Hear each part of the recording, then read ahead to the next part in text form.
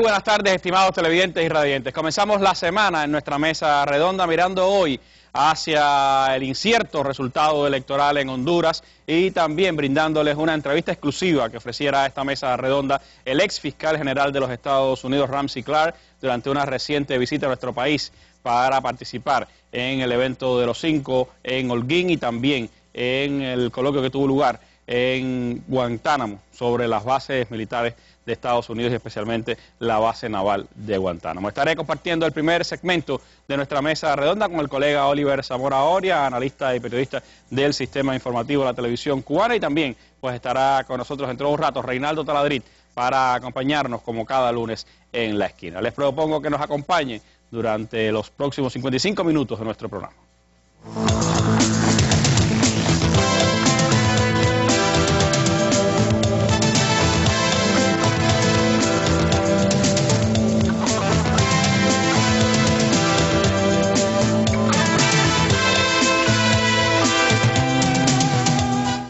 Una incierta situación se está viviendo en Honduras después del proceso electoral que tuvo lugar en el día de ayer, la votación para la elección de presidente y de otros cargos electivos en ese país. Las contradicciones en los resultados electorales, las sospechas de fraude, la victoria cantada en uno y otro bando de esta contienda política hacen mirar a una situación peligrosa en ese país. Les propongo ver las informaciones que transmitía Telesur hace unos minutos sobre los acontecimientos en Honduras.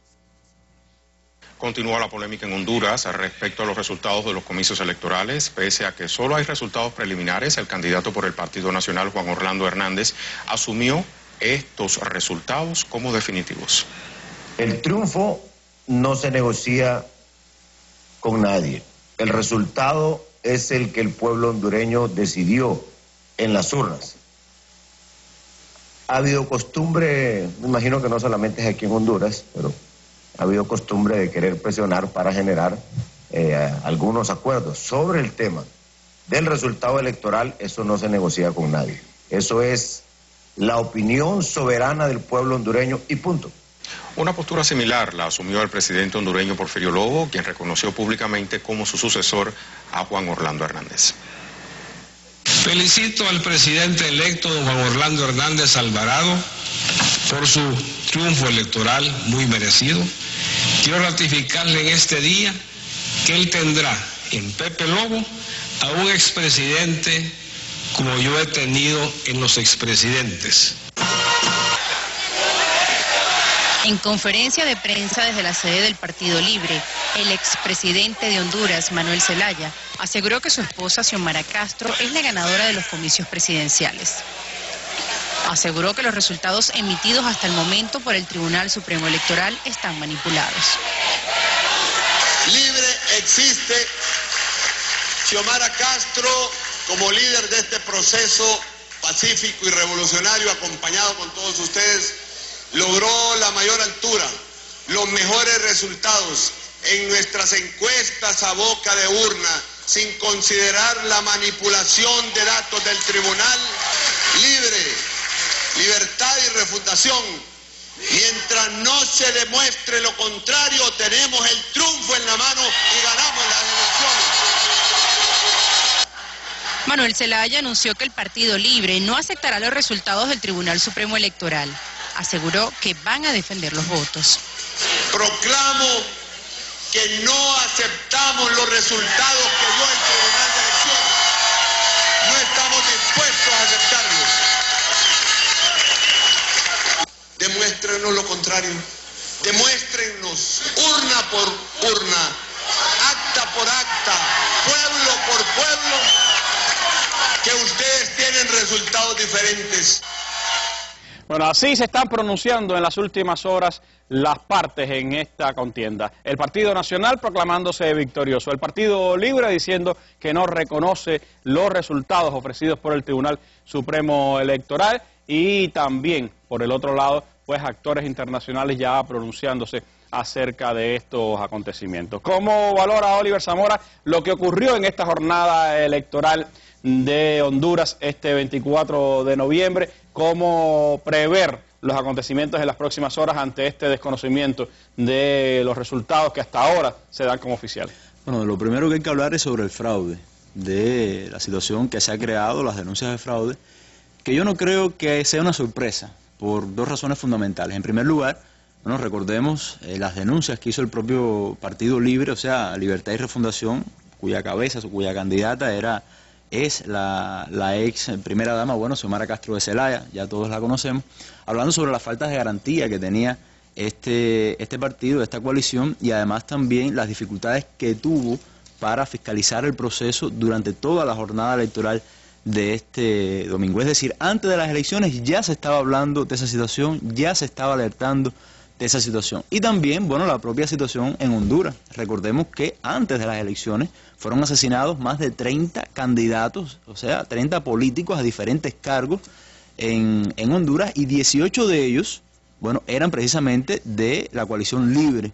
De hecho, fue muy, vamos a decir, irónico que algunos senadores norteamericanos enviaron una carta de preocupación de esta situación de inestabilidad, de falta de garantías que existía en Honduras. De hecho, y ya el propio gobierno de Estados Unidos ha sido uno de los primeros en validar este proceso electoral, ha dicho que ha sido muy transparente, y bueno, en fin, ¿qué van a decir con los intereses que tienen en ese lugar? Ahora, hay algo que yo creo que es bueno mencionar y analizar porque me parece muy sospechoso. Fíjate que hace unas semanas atrás, varias semanas atrás, Xiomara Castro era, obviamente, la candidata favorita.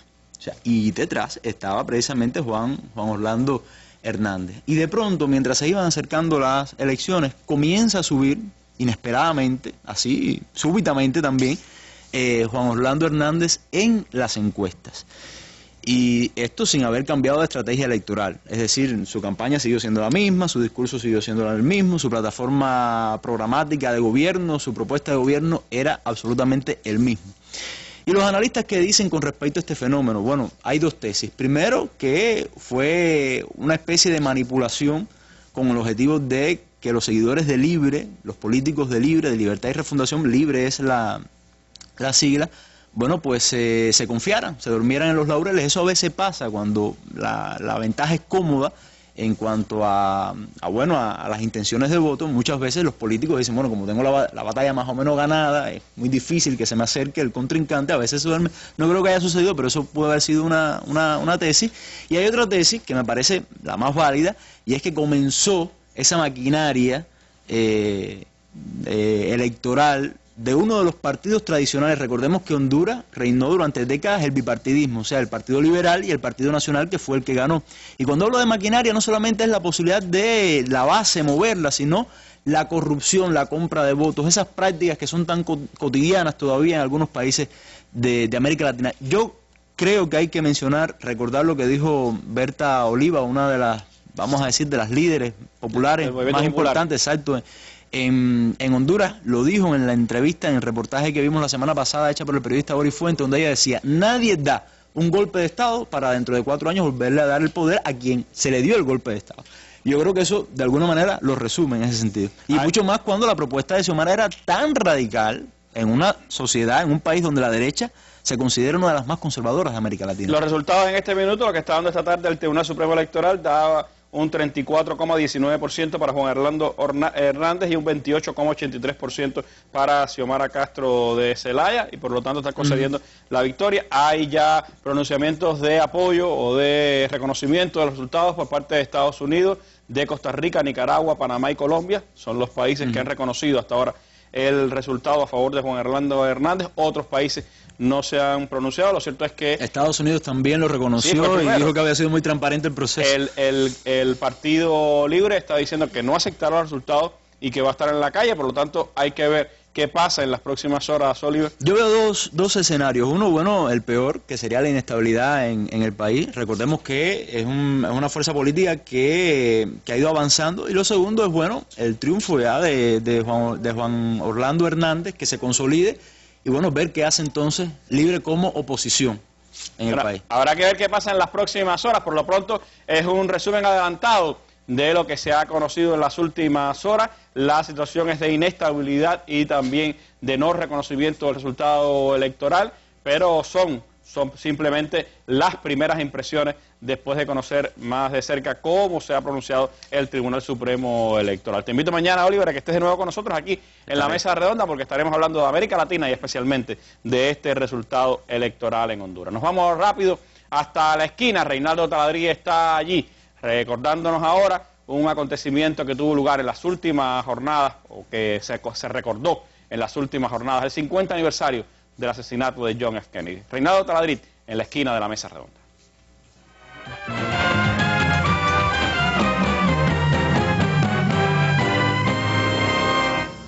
Efectivamente, estamos en la esquina. Después de conmemorados el pasado viernes los 50 años del asesinato de Kennedy, se me ocurrió ir a un buscador, ya sea en Google o en Yahoo, e introducir el siguiente texto y ver qué resultado me daba. Vean las dos búsquedas que hice. Vamos a ver la primera.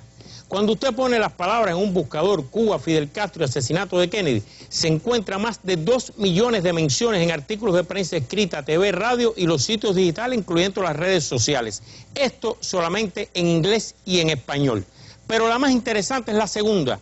La búsqueda la dirigí hacia un objetivo específico. Cuando usted pone, Castro sabía con antelación de Lee Harvey Oswald y del asesinato a John F. Kennedy, se encuentran 1.250.000 menciones en radio, TV, prensa escrita, incluyendo los sitios digitales y las redes sociales a este tema.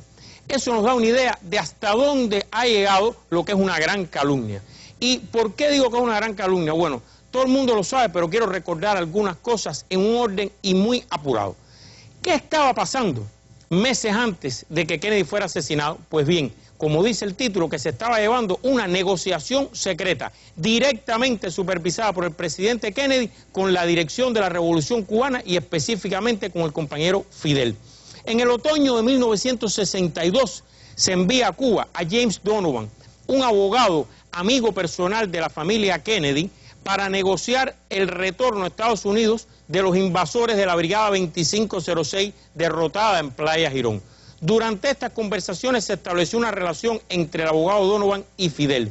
Posteriormente, en la primavera de 1963, Donovan regresa a Cuba, pero para tratar de negociar la liberación de una docena de oficiales de la CIA norteamericanos, en este caso, que también estaban presos en Cuba. Ya ustedes imaginan por qué. Durante estas últimas negociaciones, y esto es muy importante, fue Fidel Castro quien le propuso a Donovan por qué no comenzar a explorar un proceso de normalización de relaciones entre Cuba y los Estados Unidos, que por qué no se iniciaban de alguna manera este acercamiento, este proceso. Es importante que se sepa y quede claro que fue Fidel el que lo propuso. Estos mensajes a través de Donovan son trasladados a los Estados Unidos y llegan directamente a la oficina del presidente Kennedy. El presidente vio, orientó y dijo que era de su máximo interés continuar con estas negociaciones bien en secreto. En esos documentos secretos que se han desclasificado se habla de explorar el otro lado de la moneda de nuestro problema cubano, son frases de esos documentos. Se habla de iniciar un dulce acercamiento a Cuba. Se habla de no condicionar a Castro con que tenga que romper totalmente con la Unión Soviética o China, eran los términos de ese momento, y también se habla de crear las condiciones para en un futuro también deshacerse de Castro. De todo eso se habla en estos documentos a partir de los mensajes que llevaba Donovan de las conversaciones con Fidel.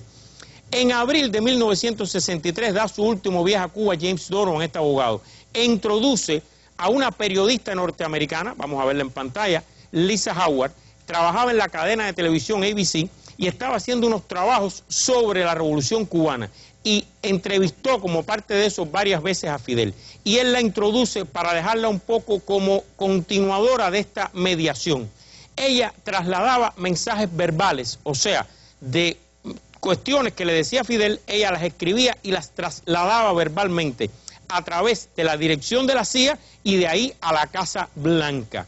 Estas conversaciones siguieron, estos mensajes continuaron y llegaron hasta que se produce, por mediación de esta mujer, de Lisa Howard, una reunión entre el embajador cubano en Naciones Unidas, Carlos Lechuga, y el embajador alterno de Estados Unidos, Lee Atwood, en Nueva York. Incluso se habla de que Atwood visitara en secreto, muy en secreto, tenía que ser todo, Kennedy insistía que fuera muy en secreto, a Cuba para incrementar estas negociaciones. Pero incluso el propio presidente Kennedy llegó a sugerir que si Atwood visitaba Cuba, antes lo sacaran de la nómina del gobierno de Estados Unidos para que fuera un viaje privado y no un viaje de un funcionario del gobierno de Estados Unidos. Pero Kennedy siguió y le pidió al periodista y director de un semanario francés, Jean Daniel, que visitara Cuba, hablara con Fidel y explorara a fondo si se podía llegar a confiar y avanzar en esta negociación con Fidel. Veamos brevemente esa coincidencia histórica de dónde estaba Fidel, con quién estaba, el 22 de noviembre, el día que asesinan a Kennedy exactamente, y qué estaba haciendo. Veamos. He listened to me intently. He was drinking in my words. I had the feeling it was all new to him. Clearly, he was happy about the message I was delivering. Sometimes he'd say, maybe he has changed. Maybe things are possible with this man. And I said to myself, Castro has been disappointed by the Russians. Kennedy feels that he has just barely avoided a terrible nuclear world war. These two men seemed ready to make peace. I am certain about this. Certain. Even after all these years. They had brought this big, freshly caught fish as a gift of Fidel Castro. In the middle of the meal, a phone call. Fidel Castro gets up, and we hear him say, he has been seriously wounded. But we don't know who he's talking about. Then Castro says, President Kennedy has been seriously wounded. There's a silence. And Castro says, this is terrible. They're going to say we did it. This is from the Associated Press. We finally find a Florida radio station. They are describing what happened in Dallas. The car, John Kennedy falling, and next to him, his wife. Were cut down by an... And after a while, Castro says, this is disgusting. They have no decency. They are describing how the blood is running on his wife's stockings.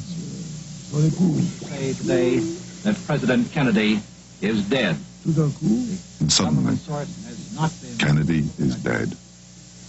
Then Castro says, this is the end of your mission. I was thinking exactly the same thing. Se asesina al presidente Kennedy, como ustedes ven, Fidel dijo, su misión ha terminado, se lo imaginó que iba a pasar. Johnson canceló inmediatamente estos contactos, no dio ninguna señal y los mandó a cancelar inmediatamente. Pero es que después del asesinato de Kennedy, nada más y nada menos que una figura como J. Edgar Hoover, un hombre súper reaccionario, súper extremista, ahí lo están viendo en pantalla, el fundador del FBI, además un hombre muy anti-Kennedy, afirmó: Cuba y Castro no tienen nada que ver con eso, lo dijo Hoover. Años después, el comité selecto de asesinatos que creó la Cámara de Representantes para investigar los asesinatos políticos en los Estados Unidos, sí visitó Cuba y se entrevistó con cuanta persona quiso como parte de sus investigaciones. Y ese comité concluyó que no había ninguna evidencia, ninguna prueba en ningún sentido que vinculara a Cuba al planeamiento y ejecución del asesinato del presidente Kennedy. Pero en días recientes acaba de salir este libro que vamos a mostrar en pantalla. Este libro de un periodista investigativo, el diario New York Times, acaba de salir y ha causado revuelo porque en este libro se afirma que la Comisión Warren envió a Cuba de manera ultra secreta a un abogado afro-norteamericano que después fue ministro de Trabajo incluso de la administración de Ford. En ese momento era un abogado de la comisión cuyo nombre es William Coleman. Este abogado, como miembro de la comisión, vino de manera ultra secreta a Cuba y vean lo que dijo al retorno de Cuba sobre sus investigaciones de algún tipo de conexión entre Cuba, la dirección de la revolución y el asesinato de Kennedy. Vamos a verlo en pantalla. Coleman informó a la comisión Warren: no encontré nada que me hiciera suponer que haya pruebas de que él, Castro, lo hizo. De hecho, insistió en que admiraba al presidente Kennedy. Hasta aquí los hechos. La pregunta que hay que hacerse para terminar es la siguiente: ¿qué lógica tiene que usted esté negociando en ultrasecreto con una persona, estén avanzando esas negociaciones al extremo de tener ya enviados directos, personales, con mensajes personales, que usted esté explorando eso, que las dos partes sepan que es peligroso? Kennedy sabía que estaba en terreno minado si se filtraban estas negociaciones secretas. ¿Qué lógica tiene que usted trate de asesinar a la persona con la que usted está negociando en secreto? Eso carece de la más absoluta lógica. ¿Qué lógica tiene si se sabía que lo que viniera detrás de Kennedy, aunque fuera Johnson como fue, iba a cortar esas negociaciones, como efectivamente ocurrió? Pero lo más importante, y la pregunta más importante: ¿cuándo alguien se va a atrever, porque no existe, a presentar una prueba concreta, una evidencia de que Cuba, la dirección de la revolución, tuvo algún tipo de vínculo con el planeamiento, el financiamiento y la ejecución del asesinato, nada más y nada menos que de un presidente de Estados Unidos? De esta revolución lo que sí partió fue el que se frustrara un intento de asesinato a Ronald Reagan por indicaciones directas del compañero Fidel en el año 82. Eso sí partió de Cuba, pero nada que tenga que ver con el asesinato de Kennedy ha partido de Cuba. Y si no, que alguien por fin, después de tantas menciones y tantas cosas, se atreva a demostrarlo. Les aseguro que no podrá. Termino y regreso a la mesa.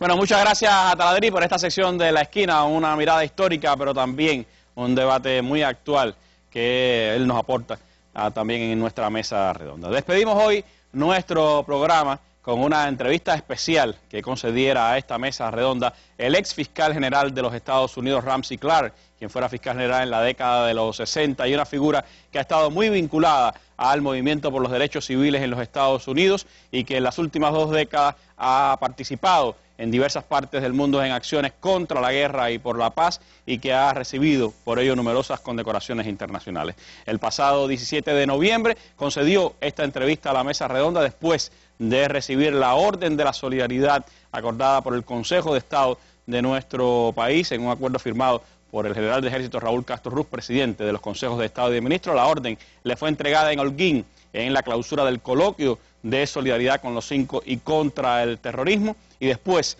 de esa condecoración Ramsey Clark concedió esta entrevista que fue realizada por la periodista Dailén Vega Muguercia y que contó con el apoyo en las cámaras del periodista Yosbel Bullaín y de Osmani Beato, así como de la traductora Yaite Luque Pérez. Les propongo ver esta interesante entrevista con esta personalidad de los Estados Unidos, que ha estado durante los últimos años batallando también en solidaridad con los 5 y en solidaridad con el pueblo de Cuba. Entrevista especial con Ramsey Clark en nuestra mesa redonda. Muy buenas noches.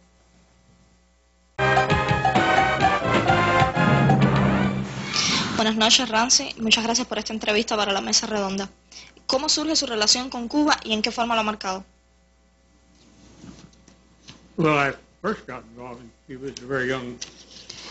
Me trajeron a Cuba por primera vez siendo muy niño. When I was 5, an older brother, 2 years older, died of spinal meningitis. Tenía 5 años y había recién fallecido mi hermano mayor, que tenía 7 años, había muerto de meningitis, y un año, más o menos un año después, para salir del shock, vinimos a Cuba de vacaciones. Mother, we had a baby sister, and then she got, that solved her problem of having lost her son. Mi madre, bueno, habíamos tenido, ella había tenido otra niña hembra pequeñita y había salido un poco.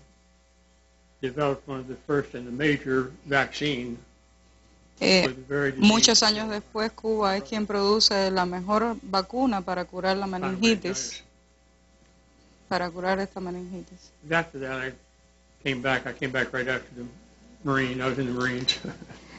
Luego regresé justo al salir de la Marina. tried to enlist on the 8th of December 1941, day after Pearl Harbor, but I was just 11. Donde estuve involucrado en diciembre de 1941 en el incidente de Pearl Harbor. Salí de la universidad y era muy tarde, es decir, salí de la Marina y era muy tarde para entrar a la universidad. Y hice trabajo de correos para el ejército y vine 4 veces a Cuba. The foreign involvement, the gangsterism, the prostitution, corruption here was pretty serious. Y vi que en aquellos tiempos la corrupción y la prostitución en Cuba eran problemas muy serios. The streetcar system is owned by one man who lived in one of the Biscayne Bay Islands in Miami. Los tranvías eran propiedad de una sola persona, del señor Campbell de Miami. Other manifestations of foreign influence and corruption, I mean, gangsters were here and all that stuff. Vimos estas y otras manifestaciones de la injerencia de los Estados Unidos, gángster y cosas por el estilo. I joined the Kennedy administration first, January 20, 1961. Entré a trabajar con la administración, era el fiscal con la administración de Kennedy, que entró al gobierno en 1961. Maybe the next day, but it was immediately. I handwrote a note to the President Kennedy, who had appointed me. I was Assistant Attorney General Robert Kennedy. Le di, cuando Bahía de Cochinos, cuando la invasión de Playa Girón, le escribí una nota al presidente. Has a little advantage over the worst if it's ignorant of the facts. La mayor ventaja que tienes sobre las cosas es ser ignorante de ciertos hechos. Y creo que Kennedy no sabía de estos planes, que no se dio cuenta que estas cosas ya estaban en progreso hacía mucho tiempo. Él solo entró a la oficina el 20 de enero del 61. And a very close friend of the family had been made director of the Kennedy family, director of the CIA. Tenía alguien que que se había convertido en el jefe de la CIA, estaba muy cerca de la familia de Kennedy. The consequence of that was a lesson too. Bob Kennedy called me about 2 days later and said, "Get Lou Oberdorfer, who was head of tax division, a tax lawyer." Las consecuencias de este acto para mí no se hicieron esperar. 2 días después mi jefe me sacó y me mandó a trabajar en la sesión de impuestos. Por supuesto, esto era obra de la agencia y me crearon como un expediente. This was before my confusion in language. I came from Texas, so I was pretty fluent in Spanish until I started meeting with Arabs and all these other people. Y yo tenía, es decir, había pasado cursos de español, había conocido personas, mi relación era muy cercana ya. Maybe 2 weeks looking through these boxes and learning nothing, you know. I mean, it would have taken. Durante 2 semanas estuvieron revisando todas mis cajas, todo mi trabajo. Por supuesto, no encontraron nada, ninguna relación. Pero esto se convirtió para mí en una lección. But then when I got out of the government in, cuando salí del gobierno, el 20 de enero del 69, trabajé para Kennedy sus últimos 3 meses, entonces se cambió de fiscal general, dejé de serlo. I'd had a long, keen interest in Cuba. I thought it tuve offered a lot to the world, and un tiempo que me llevó a la reflexión, a pensar en el mundo y de alguna forma de mi propia postura al respecto. Me sentía responsable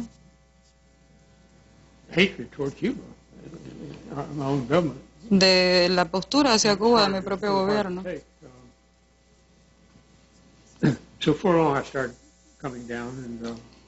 Y entonces luego comencé a venir acá.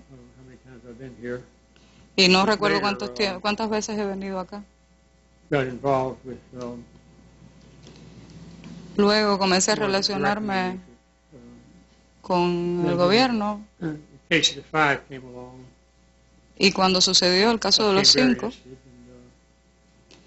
muy temprano dentro de su desarrollo,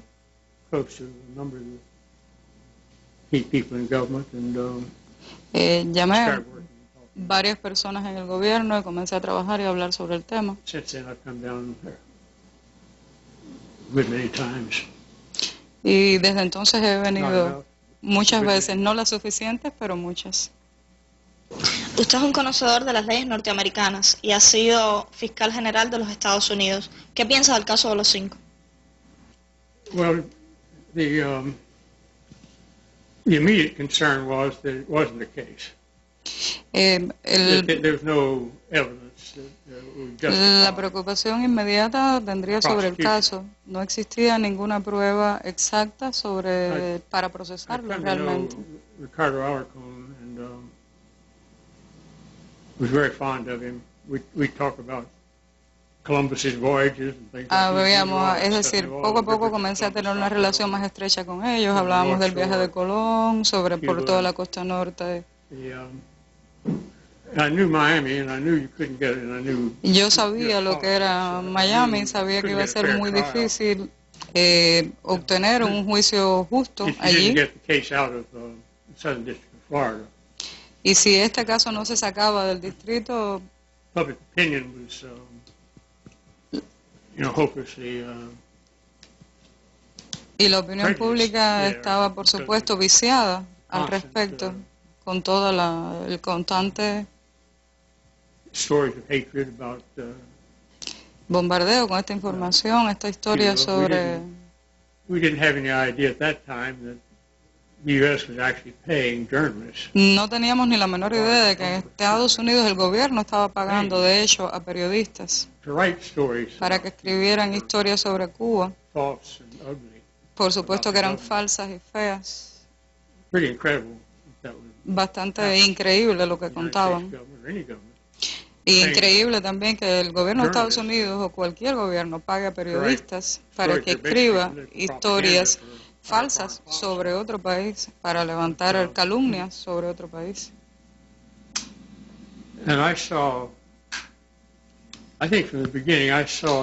Y creo que desde el principio vi que en lo que se habían involucrado los 5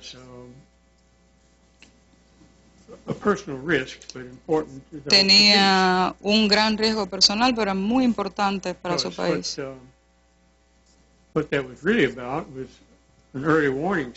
Realmente de lo que se trataba era como de un sistema de advertirle a Cuba sobre los Estados Unidos, sobre lo que se hacía dentro de los Estados Unidos, las acciones que se habían hecho. Este ejército, estas organizaciones armadas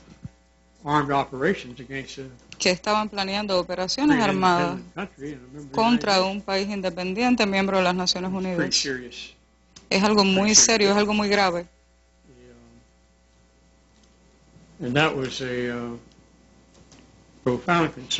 Y esa era una preocupación muy grande que yo tenía, y ahora se hace muy evidente para mí que eso exactamente era lo que estaba sucediendo. Estaban buscando evitar este tipo de violencia que se estaba creando dentro del territorio de los Estados Unidos contra Cuba. Y estuvimos en esta gran conferencia hoy sobre los 5. Y había muchos carteles allí que decían, es decir, los 5 estaban defendiendo los derechos humanos en Cuba. Es algo. Y un cartel que vi por primera vez es que a los 5 debería dársele el Premio Nobel por la Paz. Es algo que tiene mucho sentido. Porque definitivamente ellos estaban evitando operaciones peligrosas. Porque en Miami hay gente bastante loca que serían y que pudieran tener influencias grandes en Cuba y crear ese tipo de problemas, esas acciones. Y entonces si lo que buscamos es paz y buenas situaciones ambientales, pues estaban evitando esto. Y si desde los Estados Unidos pueden saber quién eres, qué haces, ellos pueden saberlo. Y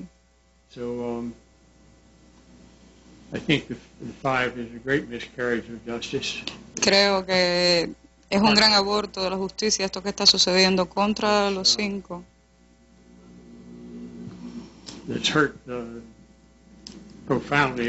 Que ha dañado profundamente al pueblo de Cuba y nuestras relaciones con ellos, y ha también incluido personas de todo el mundo, y vemos todo el tiempo este asunto de los 5 salir por doquier, ser tratado. Personas que arriesgan su libertad, a personas que arriesgan su libertad para salvar otras vidas son héroes.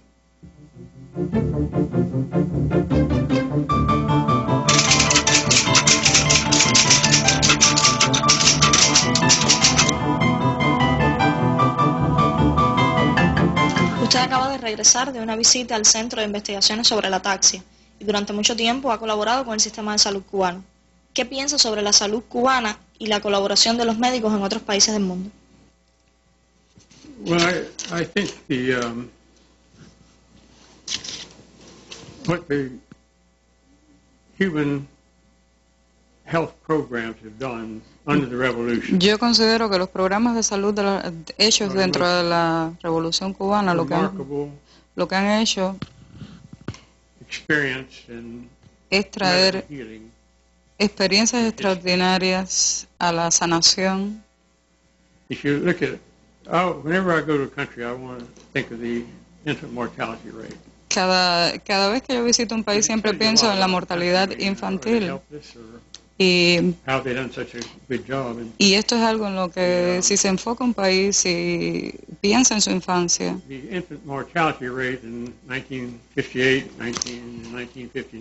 la mortalidad infantil aquí en el 58 y en el 59 era muy alta, era por más de 100 por cada 1000 nacidos vivos.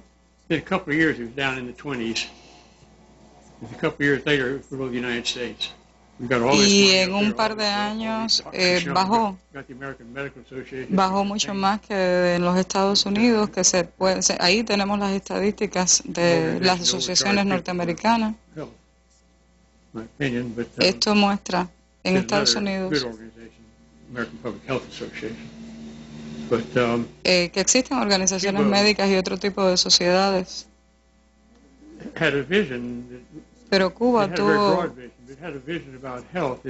una visión sobre la salud y sobre las condiciones de vida que el gobierno tiene obligación de proveer, de asegurar lo más posible. Por supuesto, sin la salud la vida no tiene sentido, no tiene por qué ser de ese modo. Addressed it as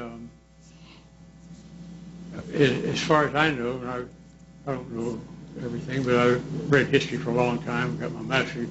I don't think there's any country that's addressed healthcare. Y Cuba ha enfrentado los problemas de la salud por largo tiempo de una manera que ningún otro país lo ha hecho. They might seem rudimentary to sophisticated people. Pudiera parecer que usan medios rudimentarios para personas que piensan en cosas sofisticadas, pero realmente el tratamiento a las personas en el campo, en todo el país, el manejo de las enfermedades y todo tipo de investigaciones.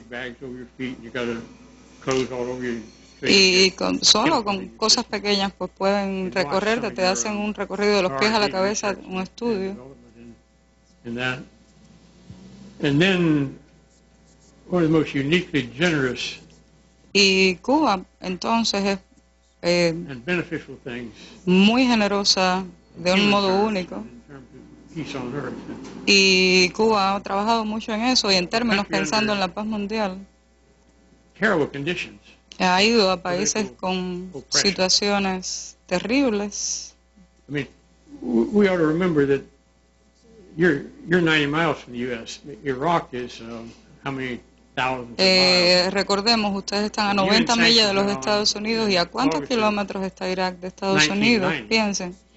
Y se llevó allí la Primera Guerra en 1990. Y la Agencia de las Naciones Humanas 47,500 children under the age of 5 had died as a direct result of the sanctions.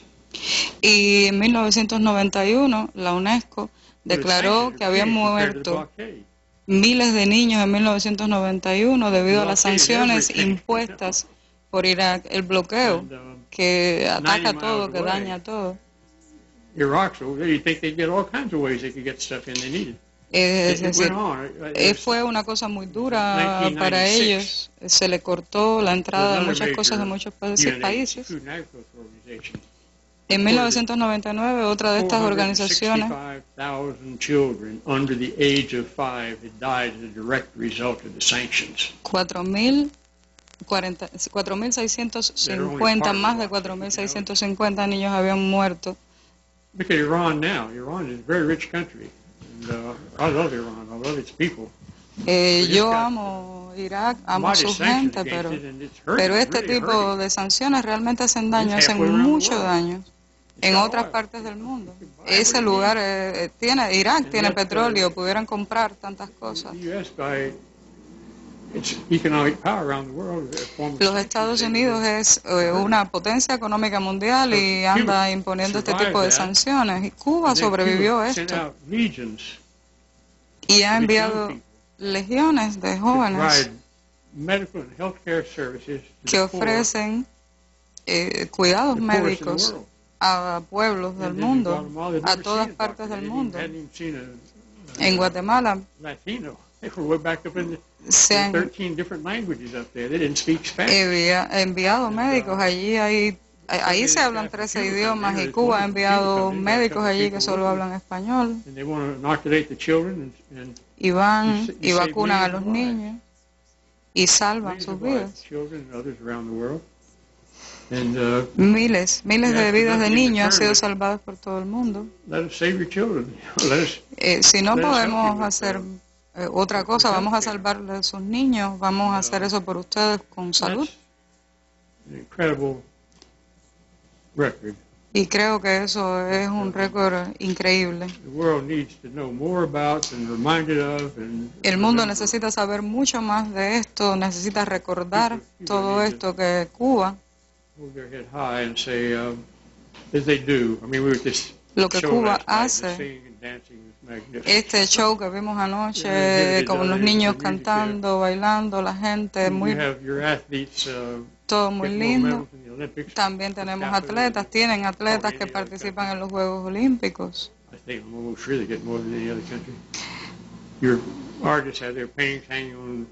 Sus artistas, sus pinturas se han visto en París. Los bailarines de ballet, el Ballet Nacional de Cuba ha estado por todo en el mundo. Anoche era parte también de la gala que veíamos. Usted fue fiscal de los Estados Unidos en la década de los 60. ¿Cómo impactó su vida el movimiento de los derechos civiles en Estados Unidos y la guerra en Vietnam? In a way, I started out what we call civil rights. The United States. I came from the South, and I'd seen. En primer lugar, vengo desde los derechos civiles, es decir, es de donde crezco. Eso no se conoce mucho, pero había mucha segregación en los Estados Unidos, era parte de lo que yo combatía.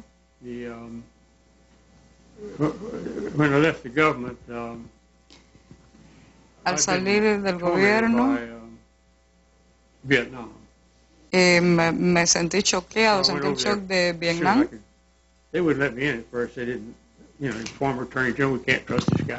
No me dejaban entrar, es decir, había sido un fiscal del gobierno y no me dejaban ir allá.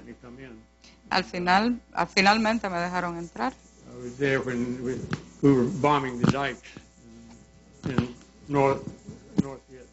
Estuve allí cuando se estaban limpiando de minas los campos en 1972. Y allí estaban la gente tratando de sembrar arroz en aquellos campos que habían sido sembrados de minas. Y los niños y las mujeres estaban allí haciendo la cosecha.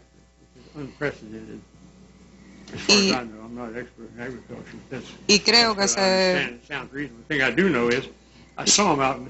lo que sí vi allí, hombres y mujeres buscando arroz, cosechando arroz porque dependían de eso, grano a grano recogiéndolo.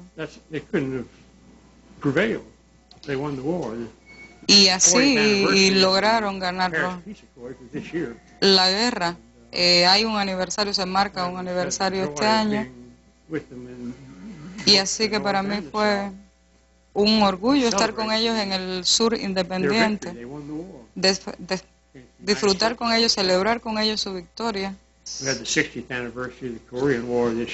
Este año también es el 60 aniversario de la guerra de Corea.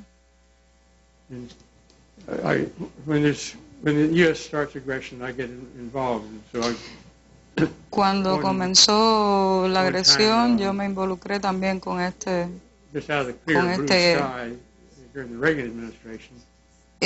fue durante la administración de Reagan. Sucedió la invasión a Granada, nuestra vecina.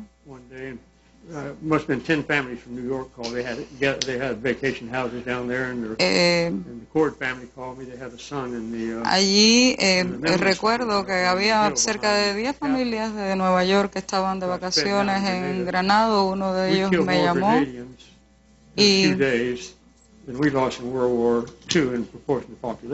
y entonces nosotros teníamos una relación con Granada desde el fin de la Segunda Guerra Mundial, y creo que cada adulto en Granada conocía a alguien que había muerto en la guerra. Hay una película muy importante. Una vez Libya was responsible for setting off a bomb in a disco in Berlin, Germany. And the GI was killed. So we sent planes from Lakenheath Air Force Base. Este oficial que había sido responsable de una bomba que se había puesto en Berlín, de hecho que había... Y estaba completamente involucrado con la OTAN, le dimos la vuelta a España y entonces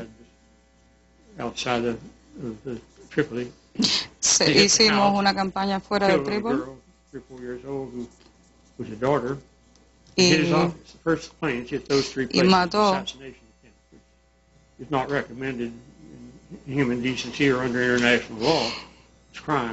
y mató civiles y niños, y estas personas bajo los derechos humanos de las leyes de Naciones Unidas no se ve bien, se consideran delitos contra la humanidad. Y es un país detrás del otro. Recientemente casi hemos destruido a Libia. Y Libia le había dado muchísima ayuda humanitaria al resto de África. Pero eso, ese es un país el cual atacamos porque de alguna manera eran independientes de nosotros, tenían petróleo, pensábamos que ellos decían no nos necesitan y vamos a sencillamente destruir totalmente este país que ahora está totalmente caótico.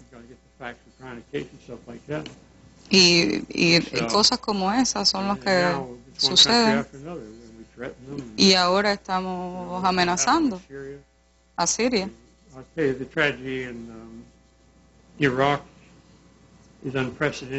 Creo que la tragedia de Irak no tiene precedentes en la historia de la humanidad. Por 2 semanas se destruyó, bombardeamos las ciudades, la capital. Hubo más de 10.000 ataques aéreos. y que cada 30 segundos se tiraba una carga de bomba.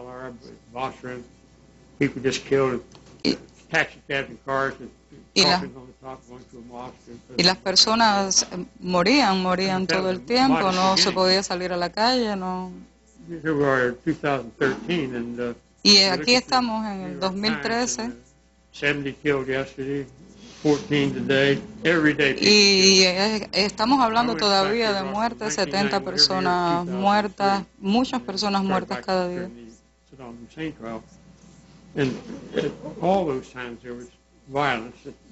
Cada vez las intervenciones de Estados Unidos han sido violentas. No veo cómo vamos a poner un fin a todo esto.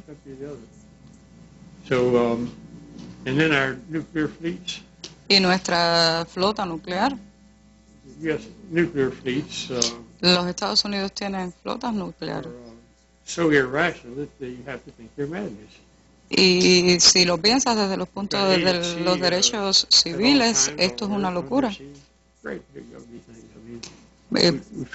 Tenemos enormes ojivas nucleares que pudieran destruir grandes poblaciones. Entonces estos son los hechos. Estamos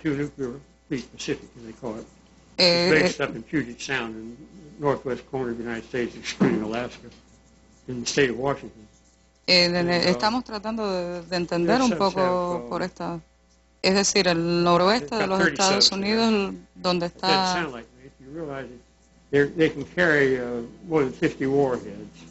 Si nos ponemos a pensar estas naves pueden llevar más de 50 ojivas nucleares, cual es una gran amenaza. Es decir, que tienen 40 veces el poder de la que destruyó Hiroshima. La locura es estar creando cientos de estas bombas. En el mundo no se puede, es decir, si coges un mapa del mundo no podrías contar la cantidad de ciudades que se pueden destruir. No existen la cantidad de ciudades que se pueden destruir con esta potencialidad, con esta capacidad nuclear.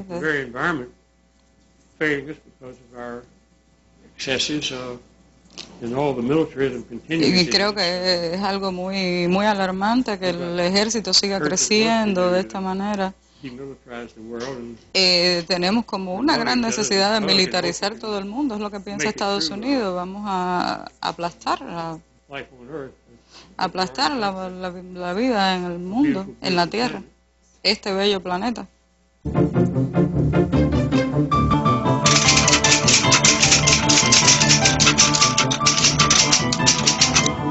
En los próximos días usted estará en Guantánamo en un evento sobre bases militares. ¿Qué piensa sobre lo que ocurre en ese enclave militar norteamericano?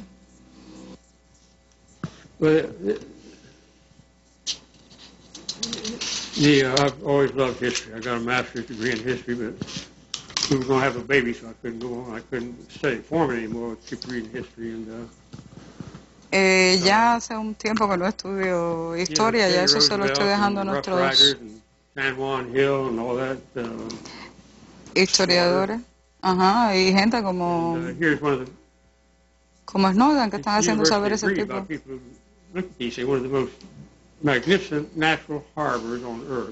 Y lo que puedo decir de Guantánamo es que es uno de los, de manera natural, es uno de los puertos más bellos que existen en el mundo. Y entonces existen estas... No existen lugares como estos en el mundo, ni siquiera en la guerra, desde la guerra entre España y Estados Unidos. Ya sabíamos que se iba a construir el canal de Panamá y que íbamos a pasar por el paso de los vientos, y la distancia entre uno y otro océano se iba a cortar y esta zona iba a ser clave.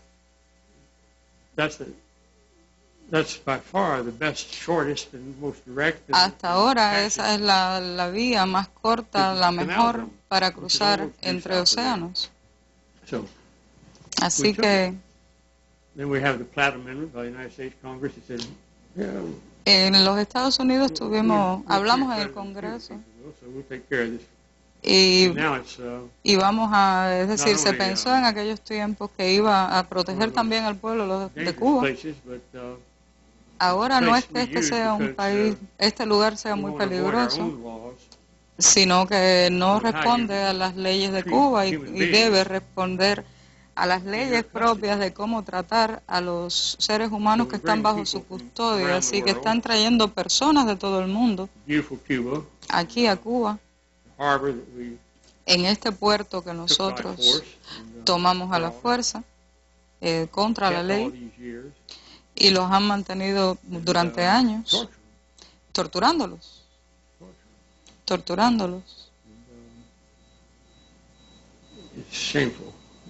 Y es algo vergonzoso e inaceptable en términos de humanos civilizados.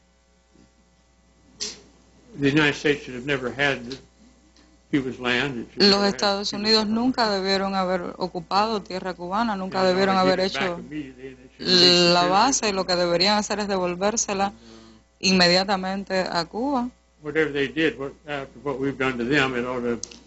Lo que ya está hecho o lo que ya hemos hecho debería servir, deberíamos pagar, porque esto financiaría muchos proyectos sociales de salud para Cuba y traería mucha felicidad. Usted recibió la Orden de la Solidaridad. ¿Qué significa para usted haber recibido esta condecoración y por qué hace solidaridad con Cuba?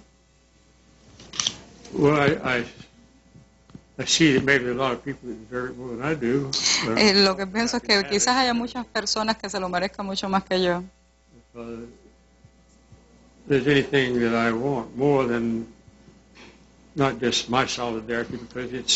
Y lo que yo quiero mucho más que se nombre mi solidaridad, es pensar en el pueblo, en la gente, en los buenos vecinos que son ustedes.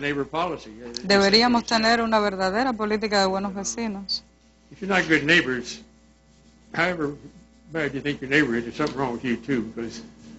Y creo que desconocerlos como buenos amigos también nos ha dañado a nosotros, porque nos hemos perdido de estar con ustedes que son tan generosos, darle derecho a los niños, a la gente.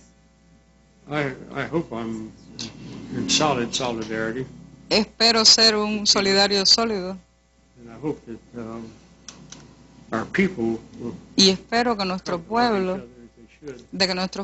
lleguen a amarse como deberían, a pesar de nuestra larga historia, desde la guerra entre España y Estados Unidos, desde aquella época. Los Estados Unidos han sido consistentemente, activamente agresivos hacia Cuba. Es algo muy vergonzoso